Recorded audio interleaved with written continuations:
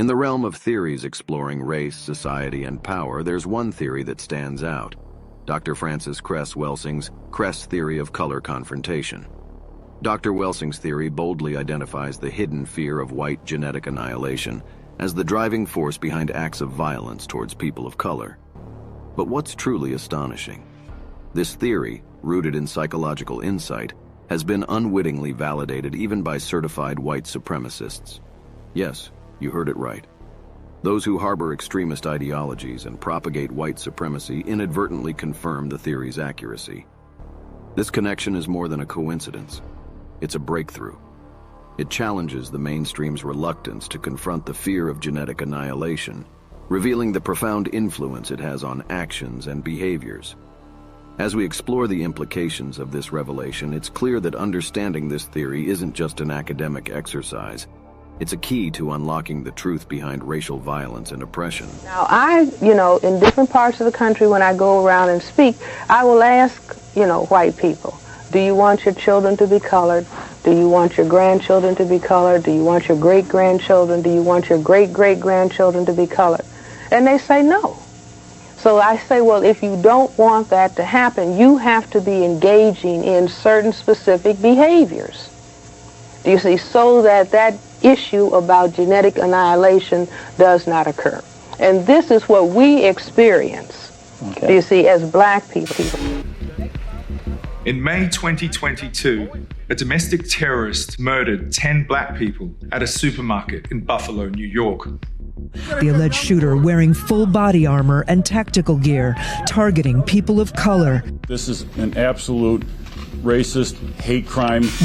10 killed, 3 injured after a mass shooting in a Buffalo supermarket. Saturday shooting in Buffalo, New York. The Buffalo mass shooting. Before his attack, the Buffalo shooter released a manifesto on Discord, largely centered around a conspiracy theory known as the Great Replacement. In it, he wrote about the Great Replacement theory. The Great Replacement theory. Great message theory. A fantasist notion that there's a shadowy plot to replace white people in Europe and the US with non-white immigrants. White supremacy has to move against non-white people for the purpose of white genetic survival. Do you see? They're reviewing a 180-page manifesto reportedly written by the shooter, where he describes his perceptions about the dwindling size of the white population. Message! Early thinkers in terms of race theory was the Comte de Gobineau from France. What was quite interesting in de Gobineau's theory is that he was incredibly pessimistic. For him, it was too late.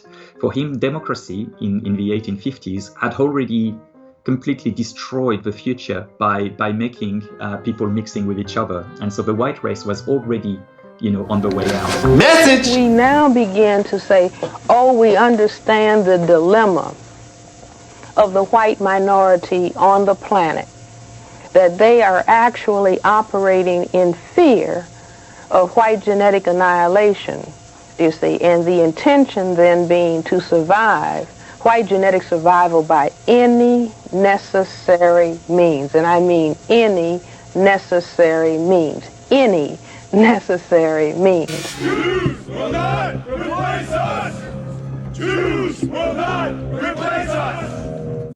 Then black people can begin to say, oh, okay. That means that we have to have tactics and strategies for, do you see, black survival and maximal development. In the presence of this continuous onslaught, we will give up completely, do you see, begging and pleading. In 2011, these ideas fueled one of the world's deadliest ever white supremacist terror attacks. 3:26 p.m., a massive car bomb shatters downtown Oslo. The target, the Prime Minister's office. But this horror is only beginning. When a far-right extremist named Anders Behring Breivik murdered 77 people in Norway, the vast majority of them children at a summer camp. A television helicopter caught the gunman in the act. Bodies laying all around him, children in the water, their hands in the air. Has said he wanted to start a revolution. The man who confessed to the horrific massacre. Breivik, who was obsessed with the idea that white Europeans were being replaced, intended for the attack to inspire other right-wing extremists to rise up and follow in his path. The dynamic of racism, as I have analyzed it, and white supremacy is coming about because people feel unequal. Do you see? People feel, well, somebody else has a dominant genetic trait that can cause my genetic annihilation. And so that's the game that's on the table. One man would eventually follow Breivik's lead.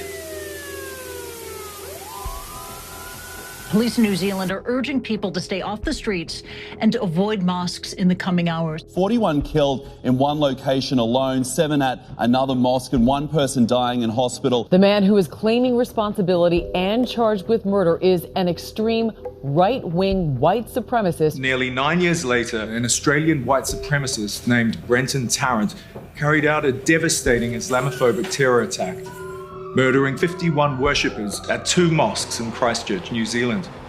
Tarrant explicitly modeled himself on Breivik, citing him in his manifesto as his true inspiration and sharing his delusional self-image of being a kind of medieval knight fighting to defend European civilization.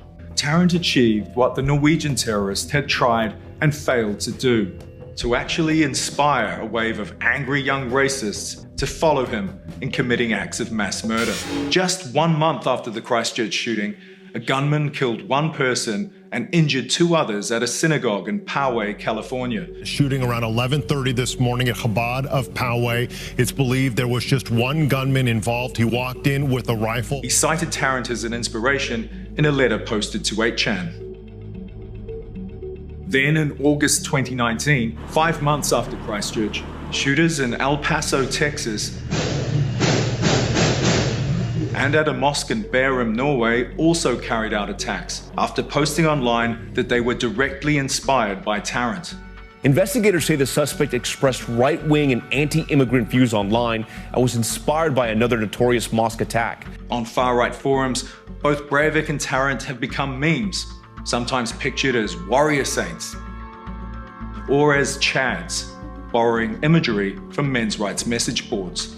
When people are being told that their political power, their economic power is being taken away from them by people who are actively trying to disempower them, it's a message that really resonates with a lot of people. You cannot establish equality when you have that dynamic going on of somebody feeling, I have to have everything, or I have to be in charge, either because I'll be genetically annihilated or because I feel genetically inadequate. I have to try to balance that out by having all of the money, all of the jobs, all of the houses, all of the things that are decent. But you have to understand that there's a huge number of people behind them, behind screens, who are supporting them, endorsing them, egging them on. When the next of these attacks might occur, but sadly, what's certain is that Buffalo won't be the last. It is absolutely the case that all of these shootings are related to the Great Replacement conspiracy theory. When I wrote the paper, The Cress Theory of Color Confrontation, I said the challenge to white behavioral, it's a challenge, or the challenge to white behavioral scientists to help the white population locally and globally become comfortable with its color and its minority status.